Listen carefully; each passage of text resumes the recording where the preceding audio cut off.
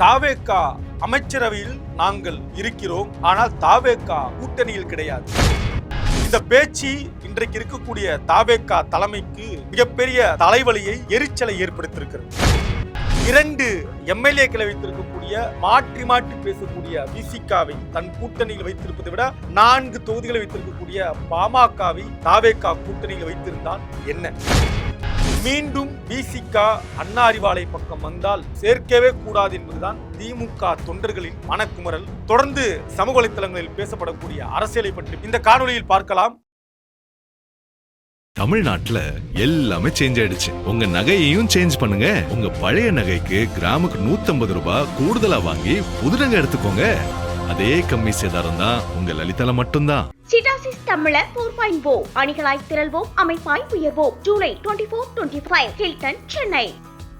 விசிகா தலைவர் திரு திருமா அவர்களுடைய பேச்சு என்பது இன்றைக்கு ஒரு எரிச்சலை, தலைவலியை இன்றைய முதலமைச்சர் தாவேகாவுடைய தலைமைக்கு ஏற்படுத்தியிருப்பதாக தான் சமூக வலைத்தளங்கள்ல நம்மால் பார்க்க முடிகிறது. உள்ளபடியே அப்படி ஒரு எரிச்சலான, ஒரு தலைவலியான பேச்சை தான் திருமா பேசியிருக்கிறாரானா, திரு திருமா அவர்கள் பேசிய பேச்சு அப்படித்தான் இருக்கிறது. கிட்டத்தட்ட கடந்த ஒரு 2-3 மாதங்களாக திரு திருமா அவர்களுடைய பேச்சை நீங்க வீடியோவாக எடுத்து தொகுத்து பார்க்கிற பட்சத்துல ஒரு கருத்தை பதிவு செய்திருப்பார், அதற்கு மாற்றாக இன்னொரு கருத்தை பதிவு செய்திருப்பார், பிறகு அதற்கு மாற்றாக இன்னொரு கருத்தை பதிவு செய்திருப்பார். அதாவது ஒரு சம்பவத்தை கூட அவர் கோர்வையா சொல்றதுல முன்ன பின்ன மாற்று சொல்லக்கூடிய இயல்பு ஒரு 2-3 மாதங்களாக இருப்பதை கவனிக்க முடிகிறது. இந்த நிலையில இன்றைக்கு தாவேகா எடுத்திருக்கக்கூடிய ஒரு முக்கிய முடிவாக பார்க்கப்படுவது, இந்த இடத்துல 2 எம்எல்ஏக்களை கொண்ட விசிகாவை நாம் வைத்திருப்பதை விட குறிப்பாக அவர் பேசிய பேச்சு, நாங்கள் தற்போது அமைச்சரவையில தாவேகாவுடைய அமைச்சரவையில விசிகா தொடர்கிறது. இதுவரை நாள் வரை அதிமுகவும் திமுகவும் கூட்டணியில அவர்களுக்கு இடம் கொடுத்தாலும்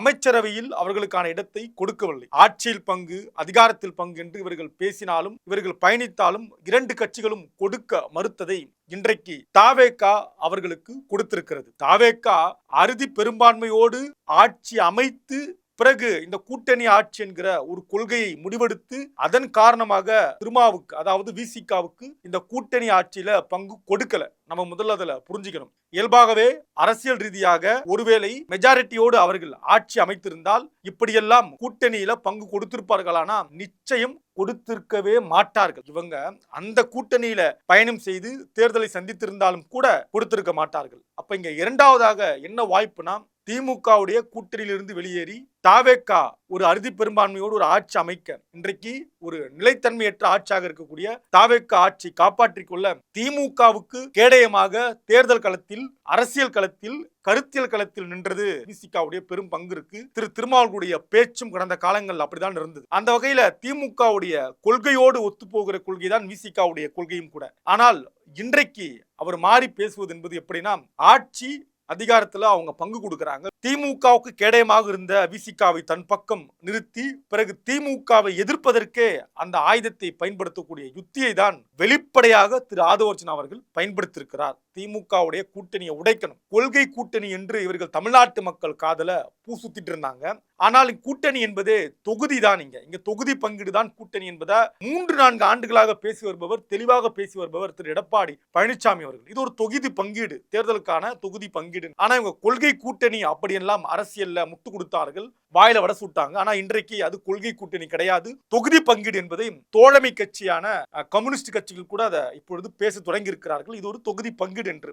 இவர்கள் யார் அப்படின்றத இனி திமுக புரிஞ்சுக்கும், திமுகவுடைய சிக்கல். இந்த நிலையில தற்போது திரும்ப அவர்கள் பேசியிருக்கக்கூடிய இன்னொரு மிக முக்கியமான பேச்சு, நேற்றைய தினம் பேசிய பேச்சு என்பது, நாங்கள் அமைச்சரவையில் பங்கு யாரோடு? தாவேகாவோடு. அதே வேளையில நாங்க திமுக கூட்டணியில் தொடர்வதாக அவர் பேசியிருக்கிறார். அவர் தொடர்வதிலே கூட குழப்பமாக இருக்கிறது, அது யாருக்கும் இன்னும் தெளிவா புரியல. ஆனால் நாங்கள் தாவேகாவோடு கூட்டணி கிடையாது. தெளிவாக தாவேகா அமைச்சரவையில் பங்கு, அரசின் ஒரு அங்கம், ஆனால் தாவேகாவோடு கூட்டணி கிடையாது. இது ஒன்று. திமுக உடனான கூட்டணி உறவை முடித்து கொண்டு தற்போது தாவேகாவோடு இணைந்து தாவேகாவோட அமைச்சர்கள் எல்லாம் திமுகவை கடுமையாக தாக்குகிற காட்சியை பார்க்க முடிகிறது. ஆனால் நாங்கள் திமுகவுடனான ஒரு நட்பு தொடர்கிறது, கூட்டணியா அப்படின்னு கேட்கிறப்ப அங்க ஒரு குழப்பம். இதுதான் தற்போது ஒரு தலைவலியை, எரிச்சலை தாவேகாவுடைய தலைமைக்கும் 2ஆம் கட்ட தலைவருக்கும் ஏற்படுத்தியிருக்கிறது. திருமாவளவன் அவர்கள் பேச்சும் அவருடைய செயல்பாடிலும் மிகுந்த வேறுபாடு இருக்கிறது.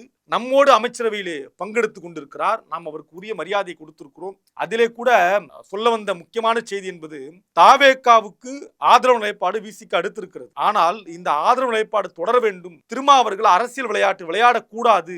எனவே நேரடியாக பட்டவர்த்தனமாக எனக்கு விசிக மீது நம்பிக்கை கிடையாது அப்படின்னு தாவேகா தலைமை முடிவெடுத்திருக்கு. உங்களுக்கு நம்பிக்கை கிடையாது, நீங்க எப்ப வேணாலும் வெளியே போகலாம், டிமாண்ட் வைக்கலாம், அதனால நீங்க அமைச்சரவையில வந்துருங்க, எல்லாரும் பங்கெடுத்திருப்போம். அமைச்சரவை ஒரு கூட்டு பொறுப்பு இல்லையா? நீங்க வெளியே இருந்து பிளே பண்ணா எங்களுக்கு தலைவலி. அதனால நீங்க அமைச்சரவையில வந்தா அரசு எடுக்கக்கூடிய அக்கிரமான செயல்கள், மக்கள் விரோத செயல்கள்ல விசிக ஆனது தன்னுடைய குரலை உயர்த்தி கொடுக்காது. ஒரு சாஃப்ட் கார்னர்ல கொடுத்துட்டு போவாங்க. இன்றைக்கு விஜயபாஸ்கர் மாதிரியான ஆட்கள் எம்எல்ஏ பதவியை ராஜினாமா பண்ணிட்டு தாவேகாக்கு வருவதை திருமாவளவன் அவர்கள் எதிர்நிலையில இருந்திருந்தாருன்னா இன்னைக்கு அதை பேசு பொருளாக மாத்திருப்பார். அரசியல் கிழமை சூடாக இருந்திருக்கும், பல கேள்விகள் எடுத்து வைத்திருப்பார். தாவேகால இருக்கிறதுனால அவர் பம்புறதை நம்மளால பார்க்க முடியுதுன்னு சமூக வலைதளங்கள்ல மக்கள் பேச தொடங்கி இருக்கிறார்கள், எழுத தொடங்கி இருக்கிறார்கள்.